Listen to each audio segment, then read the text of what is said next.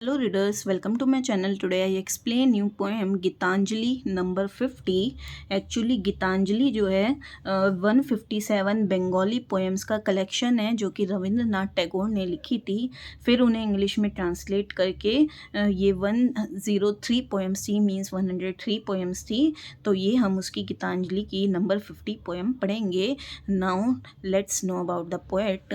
Rabindranath Tagore, 1861 to 1941, was one of those versatile men of his age who enriched modern India life at several points. Rabindranath Tagore जो कि 1861 में born हुए थे and 1941 में इनकी death हुई थी. ये अपनी उम्र के मल्टी टैलेंटेड इंसान थे जिन्होंने बहुत सारे पॉइंट्स पर मॉडर्न इंडिया लाइफ को बढ़ाया है. Poet, dramatist, novelist, short story writer, composer, pointer, thinker, educationist, nationalist and internationalist. Such were the various roles that he played during his long career. और उन्होंने अपने लंबे करियर में कौन कौन से रोल्स प्ले करे हैं? कवि का, नाटककार, उपन्यासकार, शॉर्ट स्टोरी राइटर, संगीतकार, सूचक, विचारक, शिक्षाविद, राष्ट्रवादी एंड अंतर्राष्ट्रवादी.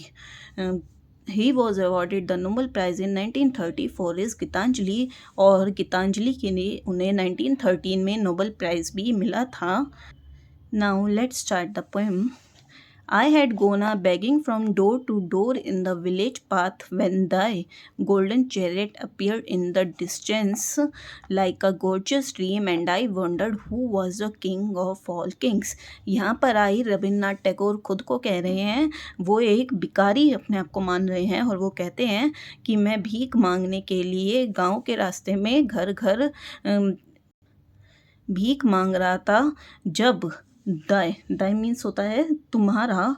जब मैंने तुम्हारा गोल्डन चैरियट, सुनहरा रथ देखा जो कि बहुत दूर से दिख रहा था एक भव्य सपने की तरह. And I wandered who was the king of all Kings, और मैं ये सोच रहा था कि ये राजाओं के भी राजा कौन हैं.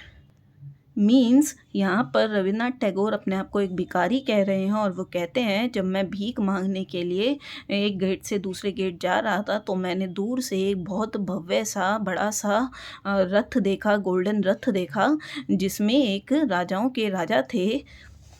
माई hopes rose I and I thought my evil days were at an end. I stood for alms to be given unasked and for wealth scattered on all sides in the dust.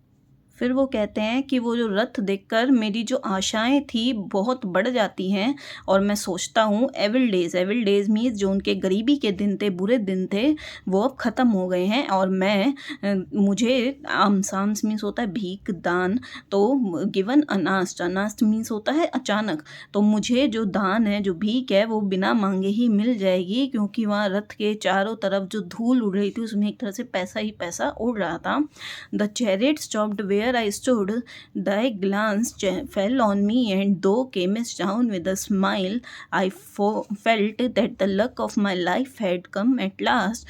Then, of a sudden, thou didst hold out the right hand and say, "Why hast thou to give me?" Then वो कहते हैं the chariot stopped where I stood. दो जो रथ था वो वहीं आके रुकता है जहाँ पर मैं खड़ा था. दाई ग्लांस, दाई दो, ये सब वर्ड यहाँ पर भगवान के लिए यूज़ करे गए हैं. तो वो कहते हैं दाई तुम्हारी, ग्लांस मीन्स नज़र, तुम्हारी नज़र मुझ पे पड़ती है. एंड दो केमेस डाउन विद अ स्माइल, दो मीन्स तुम बड़े हंसी के साथ नीचे उतरते हो. I felt that the luck of my life had come at last, और मुझे ऐसा लगता है कि आखिरकार जो मेरी किस्मत है ज़िंदगी की वो अब चमकने वाली है. Then of a sudden though didst hold out the right hand, लेकिन वो कहता है अचानक से तुम अपना राइट हैंड आगे फैलाते हो. होल्ड आउट मीन्स फैलाना, दाई मीन्स तुम्हारी, और दो मीन्स तुम, और राइट हैंड आगे फैला के क्या कहते हो? Why has do to give me, तुम मुझे क्यों देना चाहते हो. Then, what a kingly jest was it to open thy palm to a beggar to beg. I was confused and stood undecided, and then from my wallet I slowly took out the least little grain of corn and gave it to thee. फिर वो कहते हैं कि what a kingly जेस्ट। ये जेस्ट means होता है joke और kingly means राजा का राजसी। तो ये क्या राजा का मजाक है, भगवान जो है राजाओं के भी राजा हैं, तो ये भगवान मेरे साथ क्या मजाक कर रहे हैं। Was it to open thy palm to a beggar to beg, कि वो अपने हाथ एक भिखारी के आगे भीख मांगने के लिए फैला रहे हैं। आई वॉज कन्फ्यूज, मैं कन्फ्यूज हो जाता हूँ। And stood undecided, then from my wallet I slowly took out the least little grain of corn and gave it to thee means होता है तुमको। तो मैं कन्फ्यूज हो जाता हूँ और मुझे समझ नहीं आ रहा था। फिर मैं अपना वॉलेट निकालता हूँ और उसमें से एक जो सबसे छोटा मक्के का दाना होता है वो तुमको दे देता हूँ। उनके पास बहुत सारे मक्के के दाने थे, लेकिन वो लालच में आके सबसे छोटा मक्के का दाना उन्हें देते हैं। But how great my surprise when at the day's end I emptied my bag on the floor to find the least little grain of gold among the poor heap. I bitterly wept and wished that I had had the heart to give thee my all. फिर last में वो कहते हैं कि लेकिन how great my surprise, कि कितना बड़ा मुझे सरप्राइज़ मिलता है when at the day's end, जब दिन ख़त्म होता है मीन्स जब रात को। I emptied my bag on the floor to find a least little grain of gold among the poor heap. जब मैं ज़मीन पर अपना बैग खाली करता हूँ, जो मेरा वॉलेट था जिसमें से उन्होंने उनको एक दाना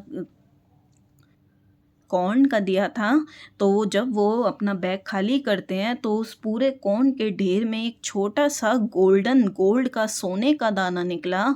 और फिर आई बिटरली वेप्ड, और मैं खुश वो सॉरी मैं बिटरली मीन्स होता है फूट फूट कर रोता हूँ और सोचता हूँ कि काश मेरे अंदर इतना दिल होता कि मैं तुम्हें सारे ही दाने दे देता। अगर वो सारे दाने दे देते तो क्या होता कि उससे क्या होता, सारे दाने वो सोने के बन जाते। उन्होंने भगवान को सिर्फ एक दाना दिया तो भगवान ने वही दाना सोने का बना के दिया, और इसीलिए वो अपनी किस्मत पर रोते हैं, अपनी इस हरकत पे रोते हैं। आई होप आपको ये पोएम समझ में आ गई होगी। ये एक एलिगोरिकल प्रॉब्लम वो सॉरी पोएम है। एलिगोरिकल पोएम क्या होती है कि जिसमें कोई हिडन मोरल छिपी होती है, जिसमें कोई हिडन शिक्षा छिपी होती है। और इसमें पोएट हमें क्या कहना चाहता है कि हमें भगवान को जो है अपने आप को पूरा समर्पित कर देना चाहिए, पूरे मन से उनकी भक्ति करनी चाहिए, उसमें कोई लालच नहीं करना चाहिए। आई होप आपको ये पोएम समझ में आ गई होगी। Okay, thank you, bye bye. Please like and share, subscribe the channel.